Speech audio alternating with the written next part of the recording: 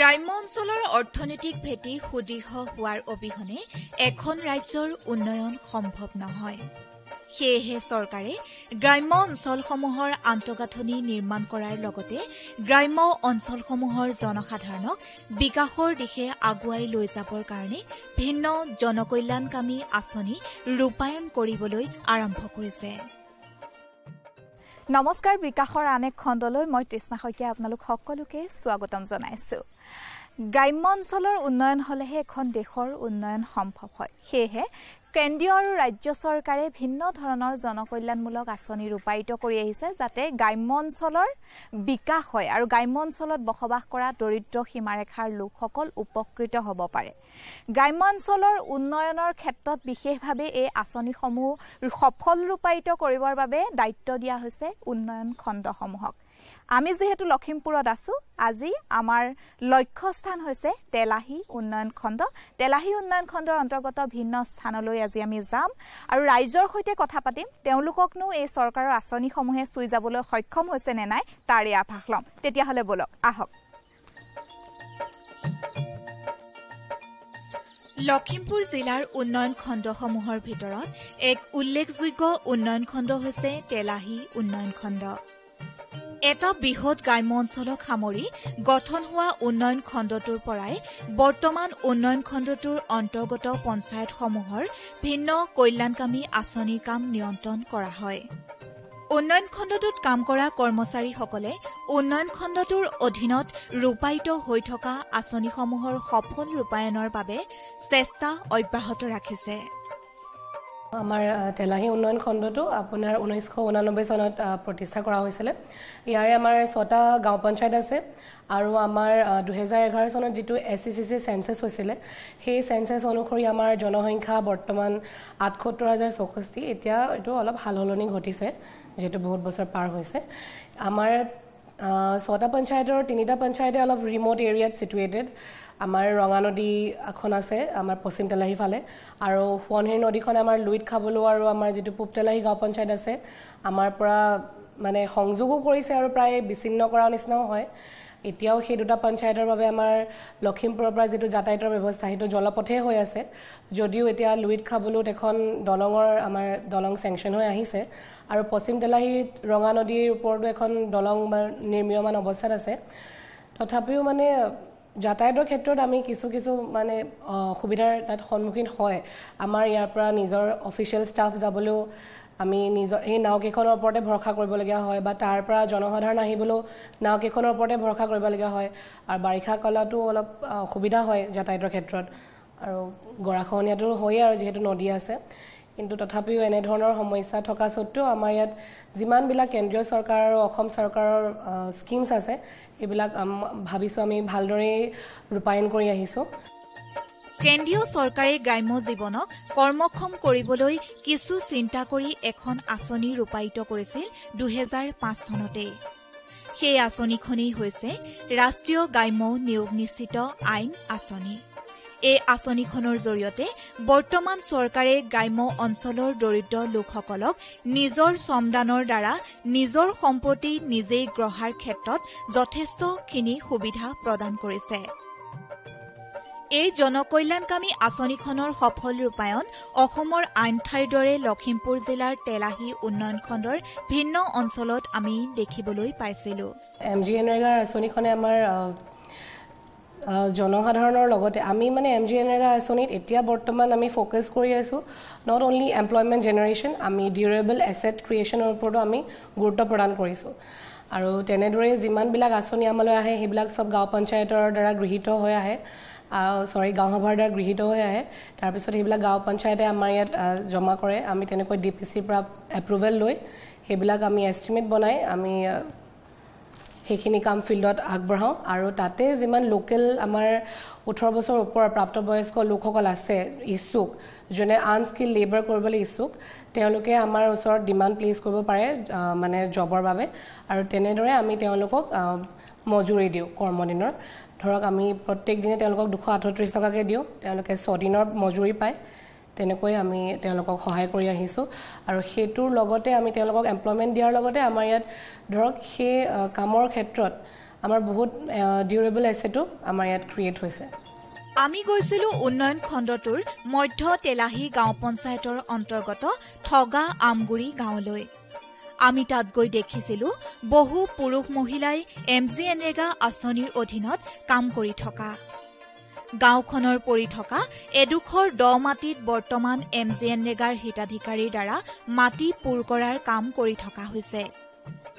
মধ্য তেলাহী গাঁও পঞ্চায়তৰ এই পদক্ষেপে অঞ্চলটোৰ আন্তঃগাঁথনি নিৰ্মাণৰ লগতে MGNৰেগা আঁচনিৰ হিতাধিকাৰীক উপকৃত কৰিবলৈ সক্ষম হৈছে। আপোনাৰ পঞ্চায়তৰ অন্তৰ্গত অঞ্চলসমূহত চৰকাৰৰ যিখিনি আঁচনি আছে সেই আঁচনিখিনি কেনেধৰণে ৰূপায়িত হৈছে? আমাৰ পঞ্চায়তলৈ চৰকাৰে যিখিনি আমাৰ ধন আবণ্টিত হৈছে বিভিন্ন শিতানত, এই শিতানবিলাকত আমাৰ চৰকাৰ দুখন চৰকাৰে আমাক নিয়ন্ত্ৰণ কৰে। কেন্দ্ৰীয় চৰকাৰ আৰু ৰাজ্য চৰকাৰ। কেন্দ্ৰীয় চৰকাৰৰ যিখিনি আঁচনি আমি প্ৰস্তুত যেনেধৰণৰ আঁচনি প্ৰস্তুত কৰিবলৈ আমাক পৰামৰ্শ দিয়ে, সেইমতে আমি আঁচনি প্ৰস্তুত কৰি আমি আমাৰ এক্সিকিউটিভ অফিচাৰ BDO তেখেতৰ আমি কাৰ্যকৰণত আমি প্ৰেৰণ কৰোঁ আৰু সেইমতে চৰকাৰে আমাক পুঁজিটো সেই আঁচনিখিনিৰ প্ৰকৃত আঁচনি হয় নে নহয় সেই আঁচনিখিনি বিবেচনা কৰি কৰিবৰ কাৰণে আমাৰ মাজলৈ আগবঢ়াই দিয়া আৰু সেইমতে আমি ৰাইজৰ মাজত সেই আঁচনিখিনি আমি দি দিওঁ। মহাত্মা গান্ধী ৰাষ্ট্ৰীয় গ্ৰাম্য নিয়োগ নিশ্চিত আইন আঁচনিখনৰ পৰা 7 লাখ টকা ব্যয় সাপেক্ষে মাটি পুৰোৱাৰ কাম কৰি স্থানীয় ৰাইজসকলক উপকৃত কৰিবলৈ সক্ষম হৈছে। বাইদেউ, আপোনালোকে ইয়াতে কি কৰি আছে এতিয়া? আমি এতিয়া বৰ্তমান স্থানীয় ৰাইজে এই জব কাৰ্ডৰ মাটি পেলোৱা কাম কৰি আছো। হয়, আপোনালোকে জব কাৰ্ডত কিমান দিন পায় বছৰত? বছৰত আমি 100 দিন পাওঁ। আৰু দৈনিক হাজিৰা? দৈনিক হাজিৰা আমি 238 টকাকৈ পাওঁ। 238 টকাকৈ পায়। জব কাৰ্ডত কাম কৰাৰ ফলত আপোনালোকৰ কি সুবিধা হৈছে? সুবিধা মানে আমাৰ এতিয়া যিমান দৰিদ্ৰ সীমাৰেখা মানুহ আৰু সেই মানুহখিনি আমাৰ যথেষ্ট উপকৃত হৈছে আৰু লগতে আমাৰ গাঁৱৰ যিখিনি নলা নৰ্দমা যিখিনি হেৰি আছে সেইখিনিও আমাৰ উপকৃত হৈছে। লগতে আমাৰ ৰাস্তা চাস্তা যিবিলাক আমাৰ মেৰামতি কাম এইবিলাক খাল চাল কিবা কিবি আমাৰ সেইবিলাক অলপ আপডেট হৈছে। মধ্য তেলাহী গাঁও পঞ্চায়তৰ অন্তৰ্গত ঠগা আমগুৰি গাঁৱৰ দৰিদ্ৰ ঘৰৰ মহিলা লিলি হাজৰিকাই নিজৰ ঘৰতে এখন ছাগলী আৰু মুৰ্গীৰ ফাৰ্ম খুলি নিজেই স্বাৱলম্বী হ'বলৈ সক্ষম হৈছে।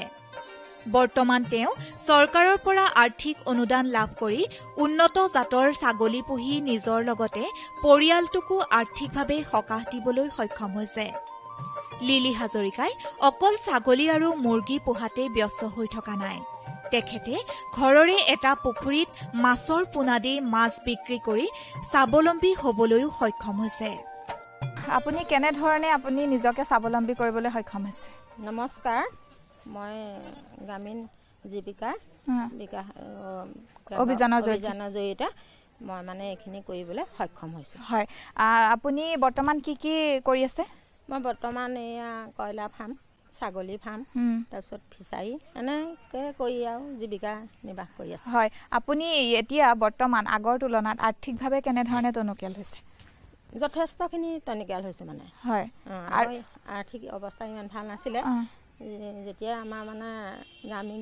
জীৱিকা অভিযানৰ জৰিয়তে আমি বহুখিনি অভিজ্ঞতা আপোনালোকে ধন কেনেধৰণে পায়? আমি ধন কয়লা প্ৰথম আমি পোৱালি আনো। পোৱালি আনি আমি পোৱালিখিনি ধৰক অলপ খুৱাই মেলি অলপ এমাহৰ পাছত যিখিনি ডাঙৰ হয় সেইখিনি আমি ডাঙৰ কৰাৰ পিছত বেচোঁ।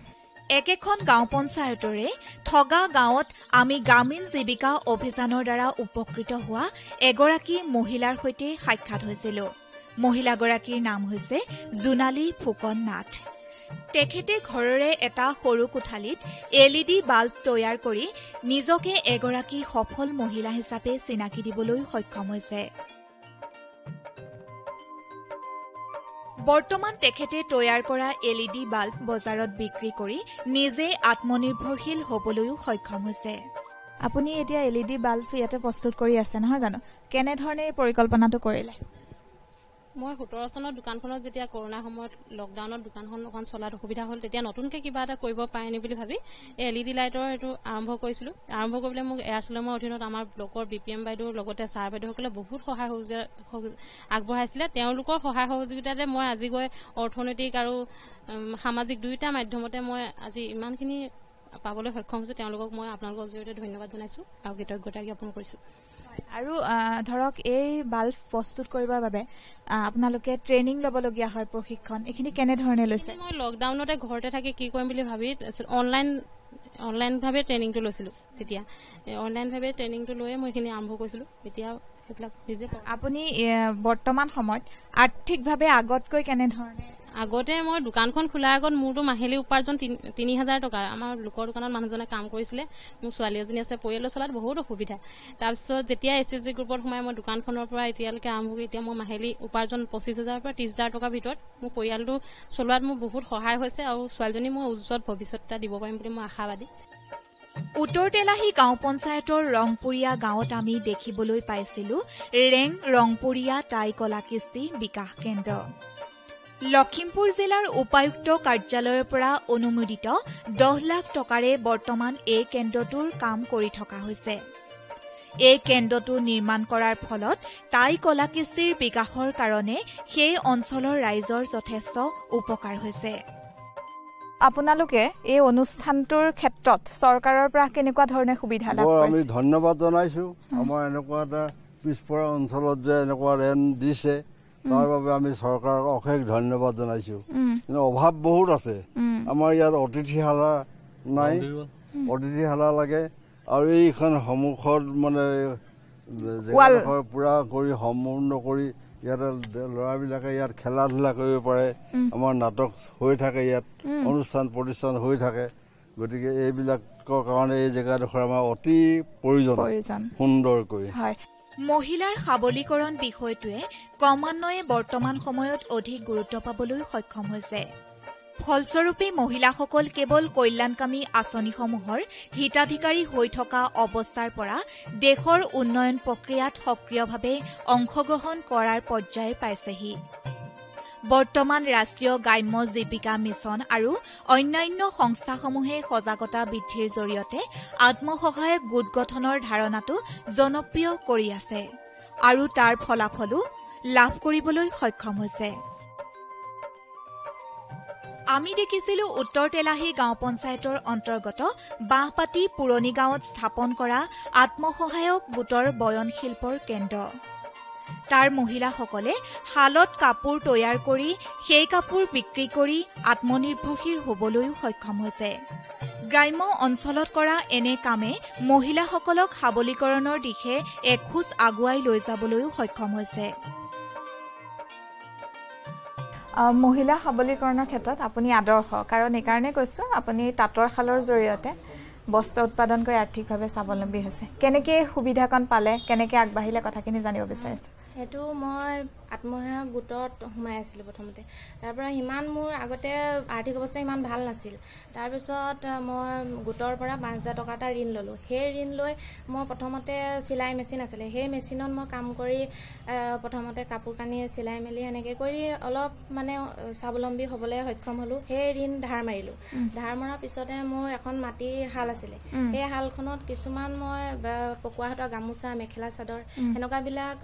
উৎপাদন কৰি ঘৰৰ পৰাই মানুহে মানে লৈ যায় তাকে ভাবি মই ভাবিলোঁ এনেকৈ যদি ঘৰৰ পৰাই লৈ যায় তাতে বহুতকণ স্বাৱলম্বী হৈছোঁ তাৰ পৰা ভাবিলোঁ মই এখন যদি উন্নত মানৰ যদি শাল আনিব পাৰোঁ তেতিয়াতো আৰু অকণ মই স্বাৱলম্বী হ'ব পাৰিম তাৰ পৰা মই ভাবিলোঁ ভিঅ' গোটৰ পৰা এনেকৈ CLFৰ পৰা সেনেকৈ লৈ পেলাইনি টকা অলপ লৈ আৰু নিজৰো কিছুমান টকা গোটাই মই এনেকৈ শাল ল'লে তাকে NILMৰ জৰিয়তে এইখিনি সুবিধা পালোঁ তাৰ বাবে মই আজি এইকণ পৰ্যায় পাইছোঁহি স্বাৱলম্বী হ'বলৈ সক্ষম হৈছোঁ আৰু এজন মানুহক মই ৰখাই পেলাই এনেকৈ কাম কৰাই আছোঁ কেন্দ্ৰীয় চৰকাৰৰ এক উল্লেখযোগ্য আঁচনি হৈছে বিত্তীয় আয়োগ আঁচনি এই আঁচনিৰ জৰিয়তে গ্ৰাম্য অঞ্চলসমূহত চৰকাৰে এক উল্লেখযোগ্য বৰঙণি যোগাবলৈ সক্ষম হৈছে বৰ্তমান আমি এই আঁচনিখনৰ কাম লখিমপুৰ জিলাৰ তেলাহী উন্নয়ন খণ্ডৰ ভিন্ন অঞ্চলত দেখিবলৈ পাইছিলোঁ চতুৰ্দশ বিত্তীয় আয়োগৰ দ্বাৰা আৰু পঞ্চদশ বিত্তীয় আয়োগৰ দ্বাৰা বিভিন্ন ধৰণৰ ইনফ্ৰাষ্ট্ৰাকচাৰ ৰিলেটেড আমাৰ ইয়াত কাম কৰা হৈছিলে ইনফ্ৰাষ্ট্ৰাকচাৰৰ আমাৰ কনষ্ট্ৰাকশ্যন হৈছিলে ৰিন'ভেশ্যন হৈছিলে 14 ফাইনেন্সৰ পৰাতো মেক্সিমাম আমাৰ এইবোৰ ব্ৰিজ বনিছিলে ব্ৰিজ মানে কালভাৰ্ট বনিছিলে আমাৰ ডাঙৰ ডাঙৰ RCC কালভাৰ্টবিলাক বনিছিলে আৰু স্কুলছ বনিছিলে অংগনবাদী বনিছিলে আৰু 15 ফাইনেন্সৰ পৰা আমাৰ যিটো টাইড আৰু আনটাইডত আমাক যেনেকৈ নিৰ্দেশনা দিয়া হৈছিলে টাইডত আমাক ড্ৰিংকিং ৱাটাৰ চেনিটেশ্যন কৰিবলৈ দিছিলে সেইখিনি আমি সুচাৰুৰূপে গোটেইকেইটা পঞ্চায়তত কৰি আছোঁ আমাৰ আঞ্চলিক পঞ্চায়তৰ ফালৰ পৰাও আমি কৰি আছোঁ নিৰ্দেশনা মানি আৰু এতিয়া শেহতীয়া যিটো নিৰ্দেশনা আছিলে স্বচ্ছ ভাৰত মিছন যিটো গ্ৰামীণ তাতে আমি প্ৰত্যেক পঞ্চায়ততে 9টা মিনি MCF আৰু এটা চেন্ট্ৰেলাইজড MCF নিৰ্মাণ কৰিব লাগে সেয়াও আমাৰ কৰি থকা হৈছে আজি আপোনালোকে আহোঁতে দেখিছে আৰু এটা প্লাষ্টিক ৱেষ্ট মেনেজমেণ্ট ইউনিট আছে আমাৰ এই যিটো আঁচনি আছে তাতে 30% শ্বেয়াৰ আমাৰ PNRDৰ আৰু 70% আমাৰ PHED ফালৰ পৰা আহিছে বাকি আনটাইড গ্ৰান্টত আমাৰ যেনেকুৱা নিৰ্দেশনা আছিলে যে আমি প্ৰথমতে GP অফিচ ৰিনোভেট কৰিব পাৰোঁ তাৰপিছত আমি school building anganwadi health institution বা ভেটেৰিনেৰী এনেকুৱা ইনষ্টিটিউশ্যন আছে সেইবিলাক ৰিনোভেট কৰিব পাৰোঁ তেনেকৈ আমি প্ৰায়ৰিটি ৱাইজ ৰিনোভেট কৰি আহিছোঁ আৰু যদি ক'ৰবাত প্ৰায়ৰিটি ছেটুৰেট হৈছে তেতিয়া তাত আমি ধৰক কনষ্ট্ৰাকশ্যন ৰিলেটেড কাম কৰিছোঁ যেনেকৈ ৰংগমঞ্চ কনষ্ট্ৰাক্ট কৰিছোঁ ক'ৰবাত আকৌ ক'ৰবাত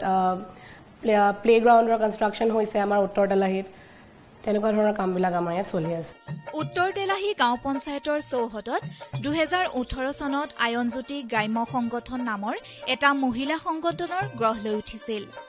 পঞ্চায়তখনৰ অন্তৰ্গত ভিন্ন অঞ্চলৰ পৰা মহিলাসকল ওলাই আহি তাত ভিন্ন ধৰণৰ প্ৰশিক্ষণ লৈ মহিলাসকল স্বাৱলম্বী হ'বলৈ সক্ষম হৈছে লগতে এই কেন্দ্ৰটোতে ভিন্ন আঁচনি প্ৰস্তুত কৰাৰ পৰিকল্পনা মহিলাসকলে গ্ৰহণ কৰে এই ক্ষেত্ৰত মহিলাসকলে গুৰুত্বপূৰ্ণ ভূমিকা পালন কৰা দেখিবলৈ পোৱা গৈছে পঞ্চদশ বিত্তীয় আয়োগৰ পুঁজিৰে মহিলাসকলৰ বাবে এটা ঘৰ নিৰ্মাণ কৰি দিয়া হৈছে 2,82,290 টকাৰে নিৰ্মাণ কৰা ঘৰটোৱে মহিলাসকলৰ সংগঠনসমূহক যথেষ্টখিনি উপকৃত কৰিবলৈ সক্ষম হৈছে আপোনালোকৰ এই গ্ৰাম্য সংগঠনটোৰ নামটো কি আমাৰ গ্ৰাম্য সংগঠনৰ নাম হৈছে আয়নজ্যোতি গ্ৰাম্য সংগঠন মহিলাসকলক কেনেকৈ নিয়োজিত কৰাইছে আপোনালোকে আমাৰ মানে এনেকুৱা হয় আমাৰ যেতিয়া এখন ৰাজহ গাঁৱত যেতিয়া 10টাতকৈ বেছি মানে আত্মসহায়ক গোট পঞ্জীয়ন কৰা হয় তেতিয়া সেই গাঁওখনত এটা গ্ৰাম্য সংগঠন আমি গঠন কৰি দিওঁ আৰু একেবাৰে কম ধৰি লওক 10টা আৰু একেবাৰে বেছি 25টা মানে এটা গ্ৰাম্য সংগঠনত মানে অন্তৰ্ভুক্ত হৈ থাকিব পাৰে আৰু আমাৰ গ্ৰাম্য সংগঠনত অন্তৰ্গত যিসমূহ গোট আছে সেই গোটসমূহে চৰকাৰৰ পৰা বিভিন্ন ধৰণৰ সাহায্য তেওঁলোকে পাইছে RF পাইছে CIF পাইছে বেংক লোন পাইছে আৰু VRFৰ পুঁজিও তেখেতলোকে লাভ কৰিবলৈ সক্ষম হৈছে আৰু এই পুঁজিসমূহৰ জৰিয়তে তেখেতলোকে ধৰি লওক কিছুমান এনেকুৱা মহিলা আছে তেওঁলোকৰ কিবা এটা তেওঁলোকে কৰাৰ ইচ্ছা আছে কিন্তু তেওঁলোকে অৰ্থৰ অভাৱত তেওঁলোকে কৰিব পৰা নাই আৰু তেওঁলোকে ভিউৰ পৰাই হওক বা গোটৰ পৰাই হওক তেওঁলোকে পুঁজি লৈ তেওঁলোকে সেই ধৰণে কাম কৰি যথেষ্ট আগবাঢ়ি গৈছে আৰু এই অসম ৰাজ্যিক গ্ৰামীণ জীৱিকা অধীনলৈ অহাৰ পাছত আমাৰ আত্মসহায়ক গোটৰ মহিলাসকলে অৰ্থনৈতিক দিশত যথেষ্ট স্বাৱলম্বী হৈছে বুলি মানে আমি স্বাৱলম্বী হোৱা আমি দেখিছোঁ আৰু অকল অৰ্থনৈতিক দিশতে নহয় সামাজিক শৈক্ষিক আৰু সংস্কৃতিৰ দিশতো কিন্তু আমাৰ মহিলাসকল এতিয়া যথেষ্ট মানে আগবাঢ়ি গৈছে একেখন পঞ্চায়তৰ চৌহদতে আমি দেখিবলৈ পাইছিলো পঞ্চদশ বিত্তীয় আয়োগ আঁচনিৰ দ্বাৰা 2022 আৰু 23 বৰ্ষত 1,75,000 টকা ব্যয় সাপেক্ষে নিৰ্মাণ কৰা এটা মিনি MCF আপোনালোকৰ ইয়াতে এইটো চেন্ট্ৰেল MCFটো বনোৱা হৈছে এই কিহৰ কাৰণে বনোৱা হৈছে গোটেই সিস্টেমটো প্ৰক্ৰিয়াটো জানিব বিচাৰিছো আমি আজি উত্তৰ তেলাহী গাঁও পঞ্চায়তৰ এইটো কাৰ্যালয়ৰ চৌহদত আমি উপস্থিত আছোঁ ইয়াতে আপোনালোকে দেখিব পাইছে আমাৰ এটা চেন্ট্ৰেলাইজড মেটেৰিয়েল কালেকশ্যন ফেচিলিটি আছে একচুৱেলি আমাৰ আপোনালোকেতো জানেই আমাৰ গোটেই ভাৰতবৰ্ষতে আমাৰ স্বচ্ছ ভাৰত মিছনৰ এটা অভিযান চলি আছে আৰু তেনেদৰে আমি এটা বিভাগীয় নিৰ্দেশনা পাইছিলোঁ যে আমাৰ যিটো 15 ফাইনেন্সৰ পুঁজি আছে তাৰে আমি টাইট ফাণ্ডৰ পৰা প্ৰত্যেকটো পঞ্চায়ততে আচলতে আমি 9টা মিনি MCF বনাব লাগে মেটেৰিয়েল কালেকশ্যন ফেচিলিটি আৰু এটা চেন্ট্ৰেলাইজড মেটেৰিয়েল কালেকশ্যন ফেচিলিটি বনাব লাগে এতিয়া এই মানে মেটেৰিয়েল কালেকশ্যন ফেচিলিটি বনোৱাৰ আমাৰ মেইন উদ্দেশ্যটো হৈছে যে যিমান আমাৰ শুকান জাবৰ আছে প্লাষ্টিক ইত্যাদি এইবিলাকৰ নিষ্কাশন কৰা এতিয়া যিবিলাক মিনি মেটেৰিয়েল কালেকশ্যন ফেচিলিটি আছে তাৰ পৰা প্লাষ্টিকৰ বটলবিলাক আমাৰ ট্ৰাইচাইকেল দুখন দিয়া হৈছে সেই ট্ৰাইচাইকেলত আনি আমাৰ এই চেন্ট্ৰেলাইজ মেটেৰিয়েল কালেকশ্যন ফেচিলিটি ৰাখিব তাৰপিছত ইয়াৰ পৰা আমাৰ ব্লকত তেলাহী উন্নয়ন খণ্ডৰ কাৰ্যালয়ৰ চৌহদত এটা প্লাষ্টিক ৱেষ্ট মেনেজমেণ্ট ইউনিট বনোৱা হৈছে PHED ফালৰ পৰা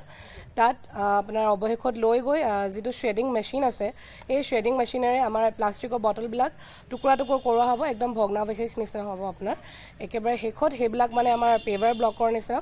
ইটাৰ মানে ৰূপ পাবগৈ মধ্য তেলাহী গাঁও পঞ্চায়তৰ অন্তৰ্গত খগা কালচ তিনিআলিৰ পৰা তুলাৰাম নাথ কলেজলৈ যোৱা পথছোৱা পঞ্চদশ বিত্তীয় আয়োগ আঁচনিৰ পৰা 8,51,000 টকা ব্যয় সাপেক্ষে 2021 আৰু 22 বৰ্ষত পকীকৰণ কৰি উলিওৱা হৈছে যাৰ ফলত সেই অঞ্চলৰ স্থানীয় ৰাইজৰ লগতে কলেজৰ শিক্ষাৰ্থীসকলো উপকৃত হ'বলৈ সক্ষম হৈছে আপোনালোকৰ ইয়াতে এই ব্লক ইটাৰে ৰাস্তাটো নিৰ্মাণ কৰা হৈছে চৰকাৰৰ ফালৰ পৰা নিৰ্মাণ কৰি দিছে সুবিধা কি হৈছে অকমান জানিব বিচাৰিছো সুবিধাটো মানে বহুত সুবিধা এনেকুৱা এটা ৰাস্তা পোৱাৰ কাৰণে আমাৰ গোটেই কলেজৰ ষ্টুডেণ্ট তাৰপিছত নিকেতনৰ ষ্টুডেণ্ট আৰু বিভিন্ন গাঁৱৰ ৰাইজসকল আহি ইমানেই উপকৃত হৈছে যে ৰাস্তাটো নোহোৱাৰ আগততো ভালেমান পানী হয় আৰু মানে এইটো ৰাস্তা দিয়াৰ পৰা এতিয়া যথেষ্ট ৰাইজ উপকৃত হৈছে আৰু এনেকুৱাবিলাক কাম কৰিলে ভৱিষ্যতৰ ৰাইজৰ অলপ আৰু উপকাৰ হ'ব বুলি ভাবিছোঁ আৰু অলপ আগত তোমাৰ পেণ্ডিং হৈ আছে ৰাস্তাটো কলেজত যোৱালৈকে গতিকে সেইকণো যদি আপোনালোকে কিবা সুবিধা কৰি পেলাই ৰাস্তাটো দি দিয়ে আমি নথৈ আনন্দিত হ'ম আৰু ভৱিষ্যতেও এইটো ৰাস্তা এটা সুচল যোৱা মেলা এটা সুচল হ'ব বুলি ভাবিছোঁ একেখন পঞ্চায়ততেই দগাটি নামঘৰত চৰকাৰৰ এখন উল্লেখযোগ্য আঁচনি অসম দৰ্শন আঁচনিৰ পৰা 50 লাখ টকাৰ অনুদান দি নামঘৰ চোৱাৰ অন্তগাঁথনি নিৰ্মাণৰ ক্ষেত্ৰত ৰাইজবাসীক যথেষ্ট সকাহ দিছে আপোনালোকৰ ৰাইজ কেনেধৰণে উপকৃত হৈছে এই আঁচনিখনৰ জৰিয়তে এই আঁচনিখনৰ জৰিয়তে আমাৰ গাঁৱৰ ৰাইজবাসী বহুত উপকৃত হৈছে আমি গাঁঠিৰ ধৰণে ইমানখিনি কৰিব নোৱাৰিলোঁ হয় গতিকে চৰকাৰৰ জৰিয়তে আমি অনুষ্ঠান ভাগি আটক ধুনীয়াকৈ ল'বলৈ আমি সক্ষম হৈছোঁ চৰকাৰৰ কল্যাণকামী আঁচনিসমূহৰ ভিতৰত এক উল্লেখযোগ্য আঁচনি হৈছে প্ৰধানমন্ত্ৰী আৱাস যোজনাৰ আঁচনি বৰ্তমান গ্ৰাম্যাঞ্চলসমূহত বাস কৰা দৰিদ্ৰ জনসাধাৰণক তথা গৃহহীন লোকসকলক চৰকাৰে পৰ্যায়ক্ৰমে আৱাসগৃহ দি থকাৰ ব্যৱস্থা কৰিছে ফলত গ্ৰাম্য অঞ্চলত বাস কৰা গৃহহীন লোকসকলে একোটাকৈ নতুন বাসগৃহ লাভ কৰিবলৈ সক্ষম হৈছে যিটো আমাৰ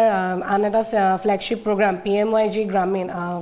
সেইটো আমাৰ যথেষ্ট আমাৰ জনসাধাৰণক সহায় কৰিছে বহুতো মানে এনেকুৱা হাউচলেছ মানুহ আছিলে যিসকলক আমি এতিয়া এটা তেওঁলোকৰ সপোনৰ ঘৰ এটা প্ৰভাইড কৰিব পাৰিছোঁ আপোনালোকে আজি আমাৰ লগত ফিল্ড ভিজিটত যাওঁতে দেখিছে অতি সুন্দৰকৈ তেওঁলোকে নিজৰ পুঁজি খৰচা কৰিও ঘৰবিলাক ধুনীয়াকৈ তৰিছে বনাইছে আৰু এতিয়ালৈকে আমি 33ৰ ওপৰত 3,337টা ঘৰ আমি কমপ্লিশ্যন কৰিব পাৰিছোঁ 2015-16 পৰা আমি গৈছিলোঁ উত্তৰ তেলাহী গাঁও পঞ্চায়তৰ ফুকনহাট গাঁৱলৈ গাঁওখনত উপস্থিত হৈ দেখিছিলোঁ এটা নতুন আৱাসগৃহ নিৰ্মাণ কাৰ্য চলি থকা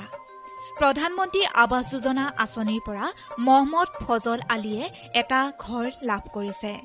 ঘৰটো লাভ কৰি আজি ফজল আলী যথেষ্ট আনন্দিত আপোনাক চৰকাৰৰ ফালৰ পৰা এটা ঘৰ দিয়া হৈছে আৰু বৰ্তমান কাম চলি আছে কিমান দিন হ'ল আৰম্ভ হোৱা কাম আজি কাম আৰম্ভ হোৱা আজি 3 মাহ মান হ'ল 3 মাহত বৰ্তমান হৈছে টিং অলপমান মৰা হৈছে নহয় জানো কিমান মিস্ত্ৰী লাগি আছে এতিয়া মিস্ত্ৰী মোৰ ওচৰত এতিয়া আজি বৰ্তমান 2জন আৰু আগতে মই 4জনকে লগাইছিলোঁ এতিয়ালৈকে কিমান টকা পালে চৰকাৰৰ ফালৰ পৰা পোৱাটোতো আপোনাৰ 3 কিস্তিকে দিয়ে আৰু 3 কিস্তিটো মই সম্পূৰ্ণ পালে আপুনি আমি গৈছিলোঁ পানীগাঁও গাঁও পঞ্চায়তৰ অন্তৰ্গত চুঙাপাৰা গাঁৱলৈ